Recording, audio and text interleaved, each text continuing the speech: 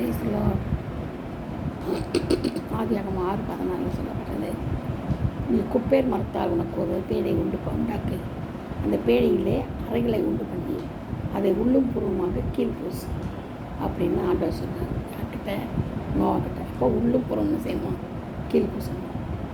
அப்புறமா யாத்திராகமம் 2:3 அவளது அப்புறம் ஒழித்து வைக்கக்கூடாமல் ஒரு நாணல் பெட்டி எடுத்து அதற்கு பிசுனும் கீழும் ஊசி அதில் பிள்ளையை வளர்த்து அதை வச்சு நதியோரமாய் நாணலுக்குள்ளே வைத்தார். என்ன பண்ண? உள்ளும் புறம்னு செய்யறாங்க, கீழ் பூசுறாங்க. குழந்தைய அனுப்புறதுக்கு மோசேன்னு இல்லையா? யாக்கோபு தன் தகப்பனாக ஈசா கண்டையில் கிட்ட போனான். அவன் தடவி பார்த்தபோது சத்தம் யாக்கோபின் சத்தம், கைகளோ ஏசாவின் கைகள்ட்டு சொல்லி, பார்த்தீங்களா? உள்ள ஒன்று வெளியே ஒன்று. அவனுக்கு கை தேர்த்து கள்ளத்திற்கு தசுக்கு எச்சரிக்கை இருந்து ஆட்டுத்தோலை போர்த்து கொண்டு உள்ளத்தில் வருவார்கள், உள்ளத்திலோ அவளை பட்சிக்கிற ஓநாய்கள். மத்திய 7:15, 16, 17, 18, 19 சொல்லப்பட்டிருக்குது.